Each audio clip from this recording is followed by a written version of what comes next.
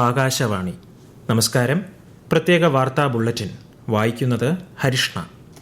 ചരിത്രം കുറിച്ച് 18 ദിവസത്തെ ആക്സിയം 4 ബഹിരാകാശ ദൗത്യത്തിന് ശേഷം ഇന്ത്യൻ ബഹിരാകാശ യാത്രികൻ ശുഭാംശു ശുക്ല ഉൾപ്പെടെയുള്ള 4-അംഗ സംഘം ഭൂമിയിൽ സുരക്ഷിതമായി തിരിച്ചെത്തി. 4-അംഗ സംഘത്തെയും വഹിച്ചുള്ള സ്പേസ് എക്സിന്റെ ഡ്രാഗൺ പേടകം ഇന്നുച്ചയ്ക്ക് കാലിഫോർണിയയ്ക്കടുത്തുള്ള സാന്റിയാഗോ തീരത്ത് പസഫിക് സമുദ്രത്തിൽ സ്പ്ലാഷ് ലാൻഡിംഗ് നടത്തി. സഞ്ചാരികളെല്ലാം സുരക്ഷിതരായി തിരിച്ചെത്തിയെന്ന് അധികൃതർ അറിയിച്ചു. ഇതോടെ അന്താരാഷ്ട്ര ബഹിരാകാശ നിലയം സന്ദർശിക്കുന്ന ആദ്യ ഇന്ത്യക്കാരൻ എന്ന നേട്ടം ശുഭാംശു ശുക്ല സ്വന്തമാക്കി.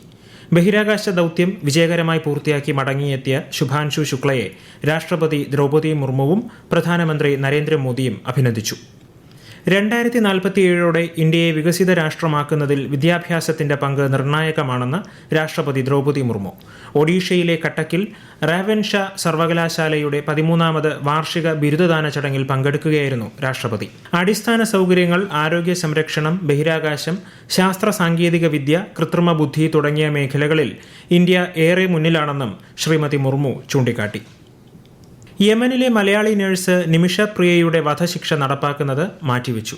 നിമിഷ പ്രിയയുടെ കുടുംബത്തിന് എതിർകക്ഷിയുമായി സംസാരിച്ച് പരിഹാരത്തിലെത്താൻ കൂടുതൽ സമയം തേടുന്നതിന് കേന്ദ്ര സർക്കാർ ശ്രമങ്ങൾ നടത്തിയിരുന്നു. ഇതിന്റെ ഫലമായാണ് വധശിക്ഷ മാറ്റിയതെന്ന് ഔദ്യോഗിക വൃത്തങ്ങൾ വ്യക്തമാക്കി. കേസിന്റെ തുടക്കം മുതൽ വിഷയത്തിൽ സാധ്യമായ എല്ലാ സഹായവും സർക്കാർ നൽകിയിരുന്നു. ഇന്ത്യൻ ഉദ്യോഗസ്ഥർ പ്രാദേശിക ജയിൽ അധികൃതരുമായും പ്രോസിക്യൂട്ടറുടെ ഓഫീസുമായും നിരന്തരം ബന്ധപ്പെട്ടതും ശിക്ഷ മാറ്റിവെക്കുന്നതിന് കാരണമായി.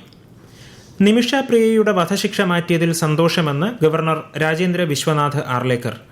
ആശ്വാസ വാർത്തയ്ക്ക് കാരണം പല തലങ്ങളിൽ നിന്നുള്ള കൂട്ടായ പരിശ്രമമാണെന്നും അദ്ദേഹം മാധ്യമങ്ങളോട് പറഞ്ഞു.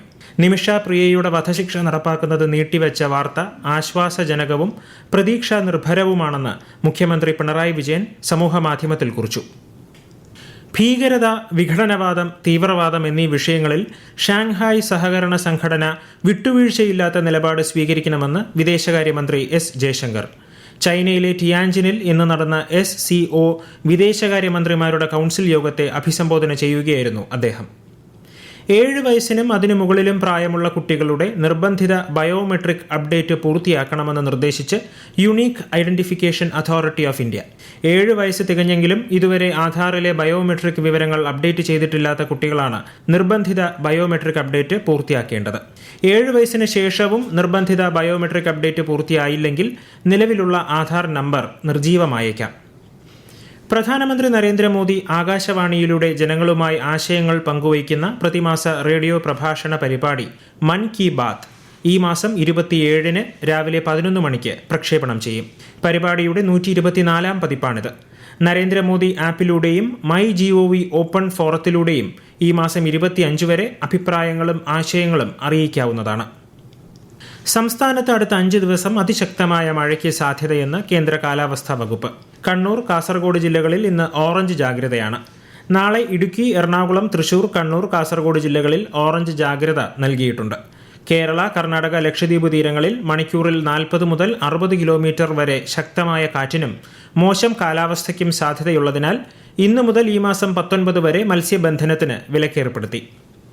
കേന്ദ്ര സർക്കാരിന്റെ ഒരു ജില്ല ഒരു ഉൽപ്പന്നം ദേശീയ പുരസ്കാരം സ്വന്തമാക്കി കേരളത്തിലെ വയനാട് ജില്ല.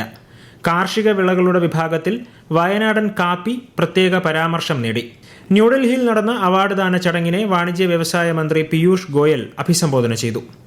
കീം പരീക്ഷാ ഫലങ്ങളിൽ ഇടപെടാനാകില്ലെന്ന് വ്യക്തമാക്കി സുപ്രീം കോടതി.